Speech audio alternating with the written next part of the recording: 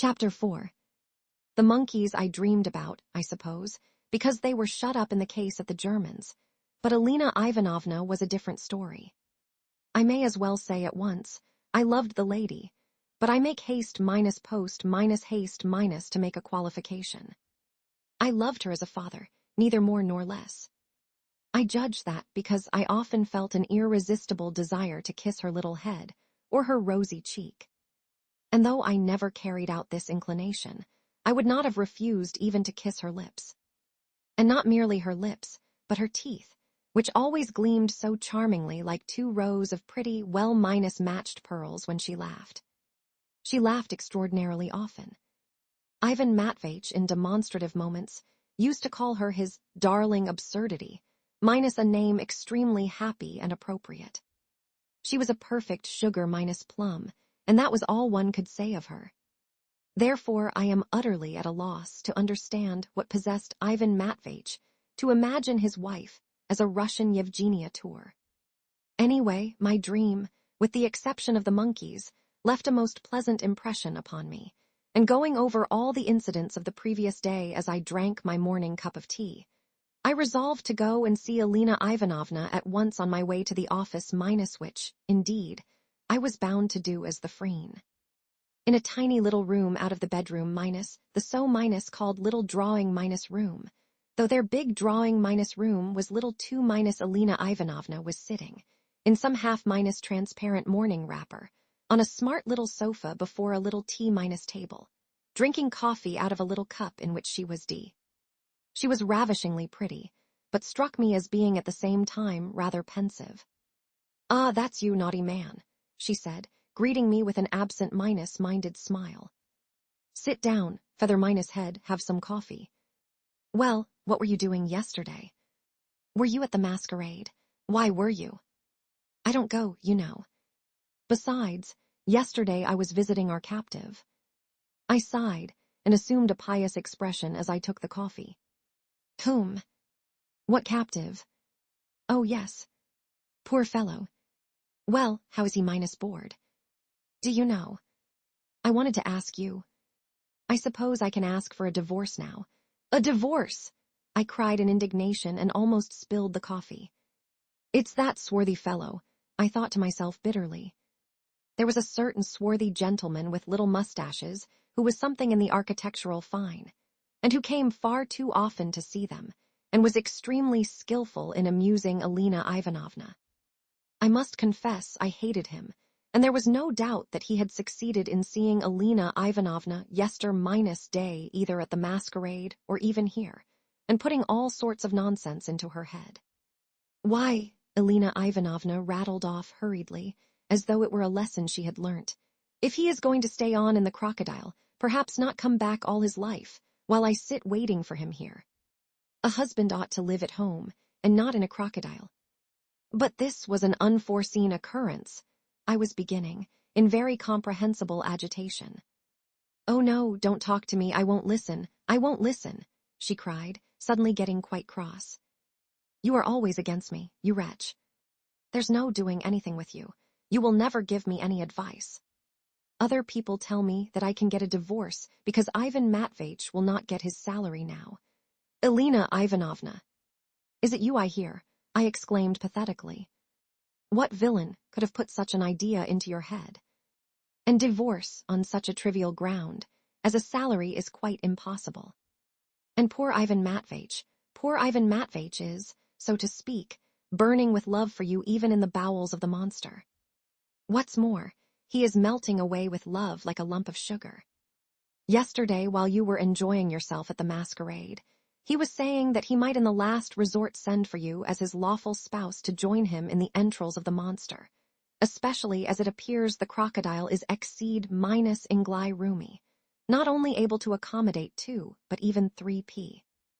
And then I told her all that interesting part of my conversa minus, Tian the night before with Ivan Matveitch. What? She cried in surprise. "You want me to get into the monster too, to be with Ivan Matveitch. What an idea. And how am I to get in there, in my hat and crinoline? Heavens, what foolishness. And what should I look like while I was getting into it, and very likely there would be someone there to see me. It's absurd. And what should I have to eat there? And what should I do there when? Oh my goodness, what will they think of next? And what should I have to amuse me there? You say there's a smell of gutta minus per cha. And what should I do if we quarreled minus? Should we have to go on staying there side by side?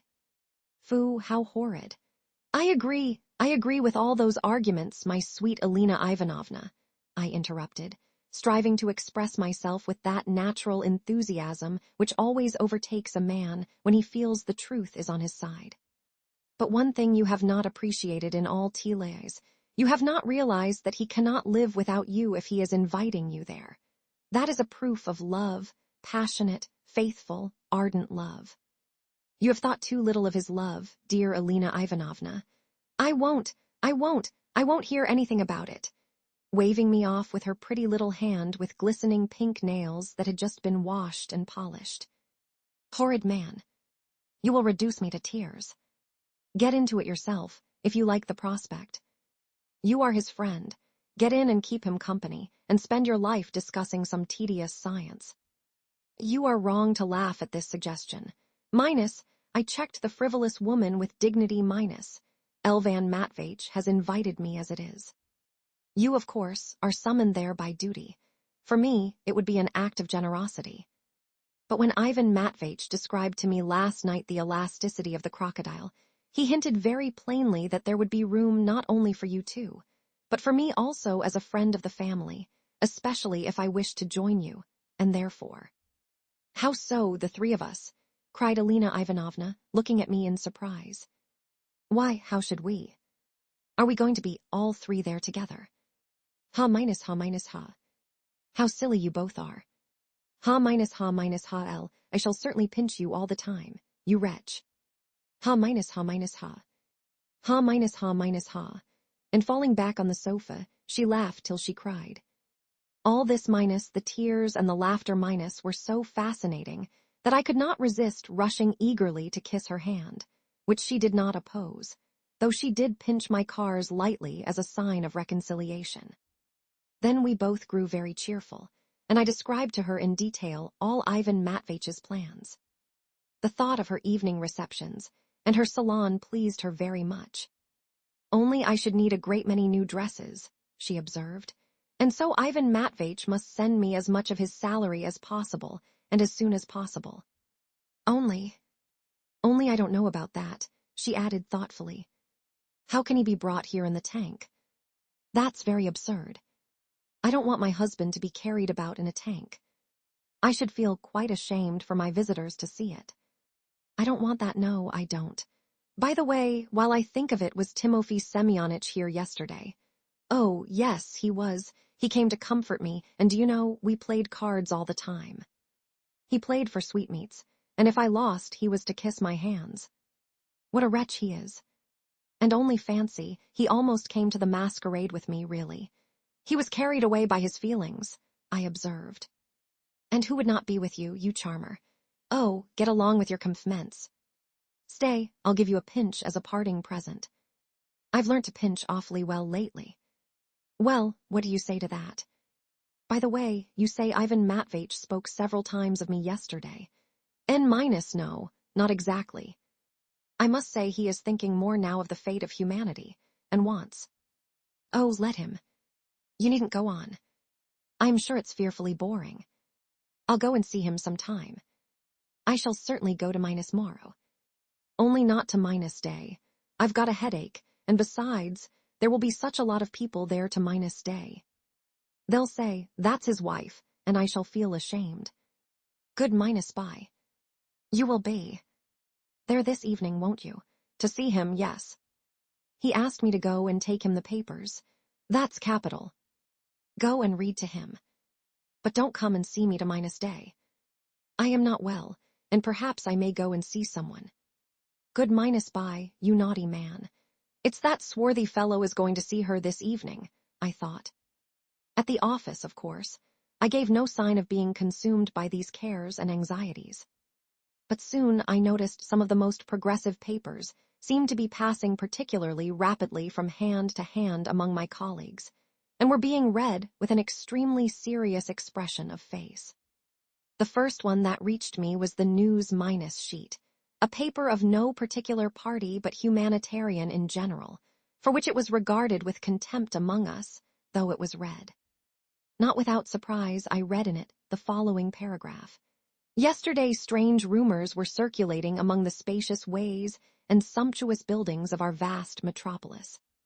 A certain well-known bon-vivant of the highest society, ably weary of the cuisine at Borel's and at the X Club, went into the arcade, into the place where an immense crocodile recently brought to the metropolis is being exhibited, and insisted on its being prepared for his dinner. After bargaining with the proprietor, he at once set to work to devour him. That is, not the proprietor, a very meek and punctilious German, but his crocodile, cutting juicy morsels with his penknife from the living animal and swallowing them with extraordinary rapidity. By degrees, the whole crocodile disappeared into the vast recesses of his stomach, so that he was even on the point of attacking an ichneumon, a constant companion of the crocodile, probably imagining that the latter would be as savory. We are by no means opposed to that new article of diet with which foreign gourmands have long been familiar. We have, indeed, predicted that it would come. English lords and travelers make up regular parties for catching crocodiles in Egypt, and consume the back of the monster cooked like beef minus steak, with mustard, onions, and potatoes. The French followed in the train of Lesseps prefer the paws baked in hot ashes, which they do, however, in opposition to the English, who laugh at them. Probably, both ways would be appreciated among us. For our part, we are delighted at a new branch of industry, of which our great and varied fatherland stands eminently in need. Probably before a year is out, crocodiles will be brought in hundreds to replace this first one, lost in the stomach of a Petersburg gourmand. And why should not the crocodile be acclimatized among us in Russia? If the water of the Neva is too cold for these interesting strangers, there are ponds in the capital and rivers and lakes outside it. Why not breed crocodiles at Pargalovo, for instance, or at Pavlovsk, in the Presnensky ponds, and in Samotka in Moscow? While providing agreeable, wholesome nourishment meant for our fastidious gourmands, they might at the same time entertain the ladies who walk about these ponds and instruct the children in natural history. The crocodile skin might be used for making jewel-cases, boxes, cigar-cases, pocket-books, and possibly more than 1,000 saved up in the greasy notes that are peculiarly beloved of merchants might be laid by in crocodile skin. We hope to return more than once to this interesting topic. Though I had foreseen something of the sort, yet the reckless inaccuracy of the paragraph overwhelmed me. Finding no one with whom to share my impression, I turned to Prohor Savich, who was sitting opposite to me, and noticed that the latter had been watching me for some time, while in his hand he held the Voice as though he were on the point of passing it to me. With minus out a word, he took the News Minus sheet from me, and as he handed me the Voice, he drew a line with his nail against an article to which he probably wished to call my attention. This Prohor Savich was a very queer man. A taciturn old bachelor, he was not on intimate terms with any of us, scarcely spoke to anyone in the office, always had an opinion of his own about everything, but could not bear to impart it to anyone. He lived alone. Hardly anyone among us had ever been in his lodging. This was what I read in the Voice. Everyone knows that we are progressive and humanitarian, and want to be on a level with Europe in this respect. But in spite of all our exertions and the efforts of our paper, we are still far from maturity, as may be judged from the shocking incident which took place yesterday in the arcade, and which we predicted long ago. A foreigner arrives in the capital, bring -ing with him a crocodile which he begins exhibiting in the arcade. We immediately hasten to welcome a new branch of useful industry, such as our powerful and varied fatherland stands in great need of. Suddenly yesterday at 4 o'clock in the afternoon, a gentleman of exceptional stoutness enters the foreigner's shop in an intoxicated condition, pays his entrance money, and immediately without any warning leaps into the jaws of the crocodile, who was forced, of course, to swallow him, if only from. Tumbling into the inside of the crocodile, the stranger at once dropped asleep. Neither the shouts of the foreign proprietor, nor the lamentations of his terrified family, nor threats to send for the police made the slightest impression. Within the crocodile was heard nothing but laughter and a promise to flay him sick, though the poor mammal, compelled to swallow such a mass, was vainly shedding tears. An invited guest is worse than a Tartar. But in spite of the proverb, the insolent visitor would not leave. We do not know how to explain such barbarous incidents, which prove our lack of culture and disgrace us in the eyes of foreigners. The reckless minus-ness of the Russian temperament has found a fresh outlet. It may be asked, what was the object of the uninvited visitor? A warm and comfortable abode.